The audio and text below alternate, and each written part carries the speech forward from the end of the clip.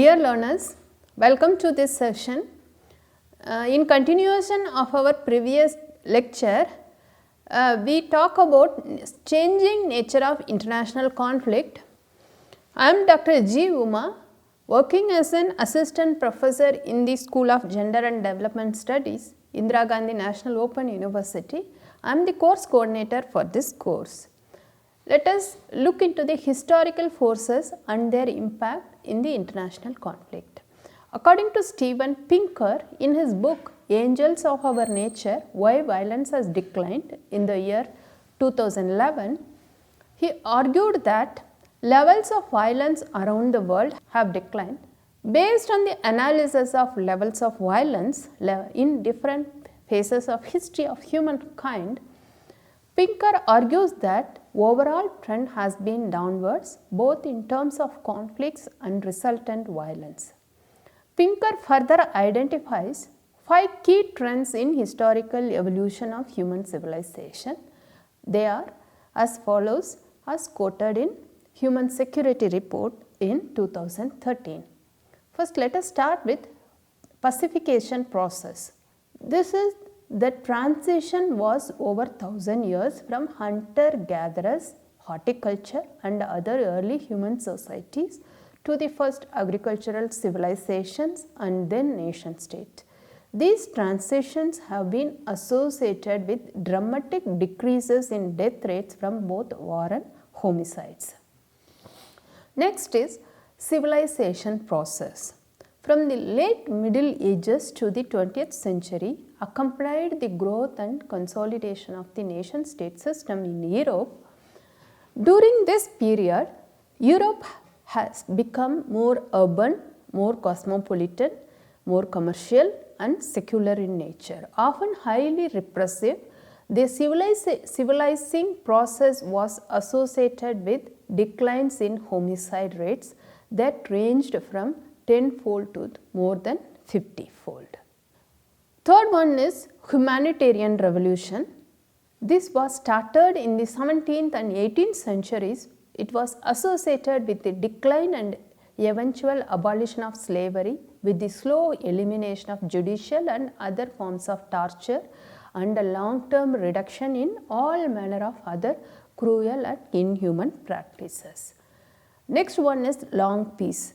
The post-World War II world witnessed the disappearance of great power wars and the considerable reduction in the number of international conflicts. The unprecedented destruction caused by the World War II also strengthened the international norms against war. By the early 1970s, wars of liberation from colonial rule were mostly over, and the idea of new colonial conquest became unacceptable in international community. New peace. The end of Cold War removed the major source of international conflict.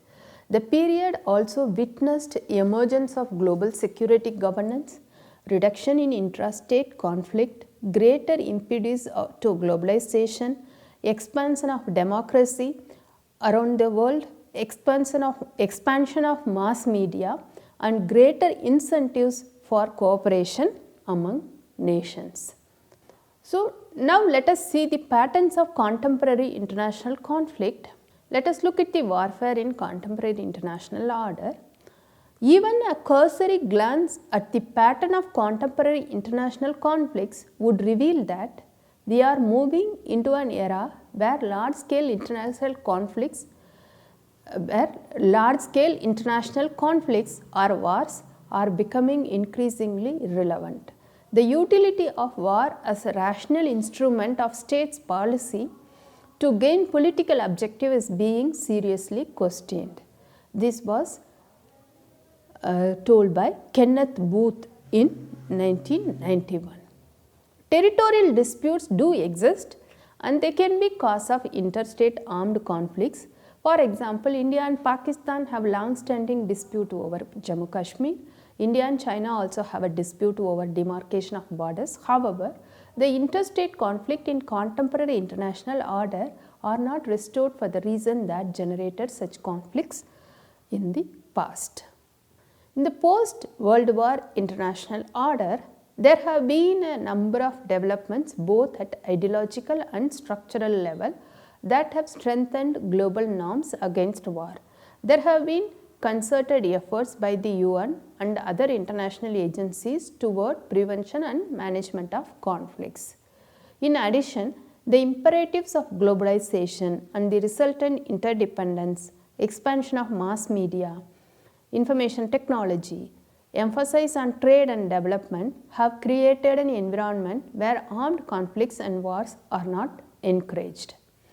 There is a growing realization that economic development, trade and commerce, greater democratization and empowerment of common people have created incentives and structures where peaceful resolutions of conflicts are encouraged. Additionally, the evolving and expanding global security governance, despite all its limitations, has been effective in driving down the number of armed conflicts in contemporary international order. In such a situation, internal conflicts of various types occur, that is low intensity conflict, insurgency, terrorism, revolutionary wars, protracted war, proxy war, etc. These are far more common than interstate war, as Liddell Hart says, quote, "This is the only kind of war that fits the condition of modern age," quoted in Frank Kitson in 1971, page number 16. For external powers, involvement of such conflicts is emerging as the most preferred strategy. While they can be initiated at modest cost, the defending nation has to spend many times more to defend itself and counter it. Plural democracies, multicultural and multilingual societies are more prone to such conflicts because these differences can be used as the most potent factors to be exploited to hurt a country, to break its unity, fragment it, create insurgency, terrorism and other social turbulences. According to Ray Dams L., quote, "By a constant switching of friends and foes and by a breakdown of institutional authorities such as military and the police, responsible for ordering and having recourse to use of force," unquote. In this context, acts of war and criminality became indistinguishable and the war drags on with no prospect of peace accord to end it. Such wars, which had already multiplied in the 1980s and 1990s, look set along with guerrilla terrorist wars to determine the course of violence in the 21st century in many parts of the world. Ray Dams, L.A., Gure Kame, Ala Gure, Patterns of Armed Conflict, Humanitarian Law, Responses and New Challenges in the International Review of Red Cross, Volume 88, number 864, December 2006. Another shift in the pattern of international conflicts have been in terms of regions affected by them. While the first part of the century was dominated by warfare between rich states, most of the contemporary conflicts takes place overwhelmingly in the world's underdeveloped and poorest countries. These parts of the world witnessed 98% of all international conflicts since 1945. This was written by Martin Witt in 1966, page number 103. According to L. K. J. Holsti, out of 164 armed conflicts between 1945 to 1995, all but 5 were located in the Third World. K. J. Holsti in 1996, he wrote, "Holsti has excluded anti-colonial wars from this data. In one includes these figures, like if somebody has includes the anti-colonial war, the concentration of conflicts would appear to be more alarming. Regions most affected by various forms of armed conflicts are parts of West Asia, Africa and South and Central Asia. Most of these areas are populous and characterized by poor living of economic development, weak states, inability of institutions of governance to address conflicts in society both in terms of conflict prevention, management and resolution, ethnic polarization and religious extremism. Next, let us look into the hybrid warfare. Modern conflicts are rarely categorized as being purely international or purely non-international in character, but rather a mixture of internal and international conflicts taking place in a globalized context involving both state and non-state actors. In some cases, the state is battling rebels who wish to take control of the state or secede from it. In others, there is conflict over control of natural resources or is fueled by extremist ideologies or ethnic conflicts. In reality, modern conflict is often a mixture of all these, that is territoriality, religious ideologies, economic interest, criminal activities, proxy war, foreign intervention, conflict over resources and ethnic polarization. One aspect that is common in all these conflicts are, however, that the enemies and battlefields are not defined. Objectives are often not clear and keep changing, and civilian populations become easy target. The conventional military capability of states remains important, but the hybrid conflicts demand additional requirements from conventional armed forces in terms of their capabilities to deal with such conflicts. They are often found lacking in softer skills like cultural awareness, training, language skills, psychological operations, human intelligence and their interface with local population. Other aspects of conventional capabilities such as air power and missile capabilities play a significant role in conventional conflict. However, to remain relevant and sustainable for contemporary conflict, a radical reassessment in areas of strategy, tactics and intensity becomes necessary.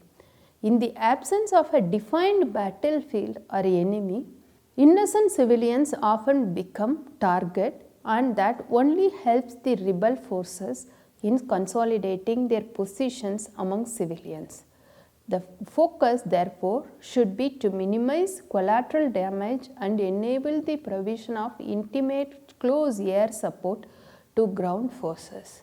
Similarly, the maritime capability of states involved in such conflicts in terms of sea denial and sea control remains essential elements to enforce deterrence on the potential adversary. Operational maneuver from the seas and coercive diplomacy will also form important components of capability development. Information technology and network centricity have transformed methodologies of warfare. Their impact, however, needs to be pragmatically assessed against realist battlefield scenarios. Aerospace capability is a potent dimension of land warfare with vast applicability in all forms of conflict. Insurgent and terrorist activities have added complex politico-military dynamics to the nature of conflict. The contemporary nature of conflict mandates realistic transformation in the conventional force structure, deployment methodologies, support structures and emerging technologies to be able to face the multi-spectrum challenges that would emerge in the future. Now let us see the sub-conventional conflicts and non-state actors. In contemporary conflicts, the non-state actors are increasingly become lethal with access to technology and equipment that previously only conventional state forces could afford to.